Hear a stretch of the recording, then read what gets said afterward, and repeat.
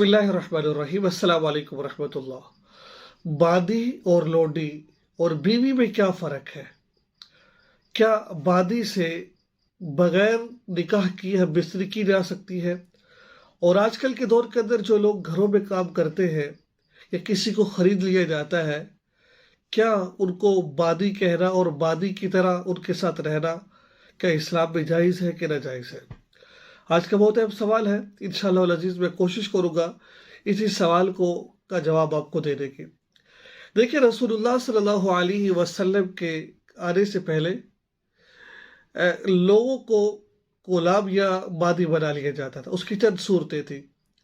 एक सूरत तो ये थी कि कोई जंग कहीं होती किसी मुल्क से, तो उसके जो कैदी होते, उनके जो लोग होते, उनकी औरतों को बादी बना लिया जाता, उनके मर्दों को गुलाम बना लिया जाता। इस तरीके से अगर कोई आदमी फ़कीर है, फ़क्र फाका है, गरीब है, उसको कर्ज के नीचे दबाकर उसको अपना गुलाम बना लिया जाता। तीसरे नंबर पर कोई बंदा जुआ खेलता है, जुआ वो हार जाने की सूरत में उसको गुलाम बना लिया जाता। अब किसी को यानी कि किसी को उठा कर ले आए, उसको गुलाम बना लीजिए। ये तमाम सूरतें चलती आ रही थी। आप अलैहिस्सलाम ने इन तमाम सूरतों से मना फरमाया। जैसे मिसाल के तौर पे आजकल के दौर के अंदर कोई, जैसे हमारे पठानों के यहाँ कहा जाता है कि औरतें बिकती है, ठीक है, जो मुख्तलिफ इलाकों के अंदर। अब उनसे कोई औरत को ख़रीद लाना कि वो आपकी बादी नहीं बन जाएगी वो, ठीक है।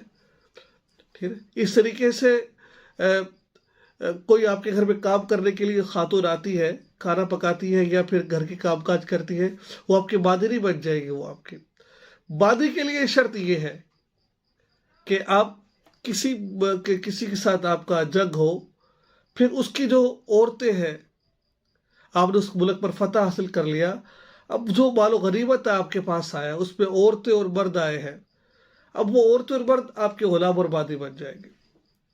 बात समझ आएगी नहीं आएगी आपकी? वो आपकी बादी बन जाएगी वो। और जो बादियाँ होती है, इसके बारे में कुरान पाक में अंदर आता है, वल्लज़ीना हुम लिफ़ुरूजिहिम हाफ़िज़ून इल्ला अला अज़वाजिहिम औ मा मलकत अयमानुहुम फ़इन्नहुम ग़ैरु मलूमीन फ़मन इब्तग़ा वराअ ज़ालिका फ़उलाइका हुमुल आदून। मफ़हूम है कि तुम अपनी ख्वाहिश दो तरह पूरी कर सकते हो, बीवी के साथ और बादी के साथ, ठीक है। अब क्या था, अब हमने उनसे जंग की, उनको हमने अपने कब्जे में लिया। इसकी दो तीन सूरतें बनती है। या तो उन औरतों को आज़ाद कर दिया जाता, भाई आज़ाद ही करना था तो जंग किस बात की कर रही भाई, फिर आज़ाद कर दिया जाता तो अब फिर वो औरतें तमाम लोगों की प्रॉपर्टी बन जाती, हर बंदा उनसे ख्वाहिश पूरी करता, ठीक है। अगर उनको आज़ाद छोड़ दिया जाता, अगर कैद किया जाता तो इसमें मामला ख़राब था।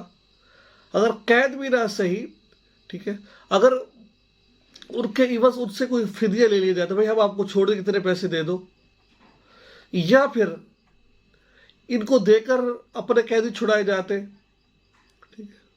अगर ऐसा कुछ भी ना होता तो फिर क्या किया जाता, तो फिर उस औरत को गाजियों में तकसीम कर दिया जाता कि ये वही आपकी बादी है। अब जिसके हिस्से में वो औरत आ गई है, बादी आ गई है, अब उसके ऊपर ये लागू हो गया है कि आपने इसके हुकूक अदा कर रहे हैं आपने इसके।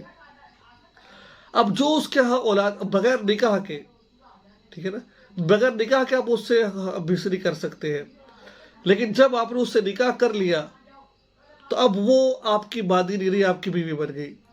ये आपने उस बादी का किसी दूसरे से निकाह कर दिया, अब आप उससे हम बिसरी नहीं कर सकते आप उससे, ठीक है ना।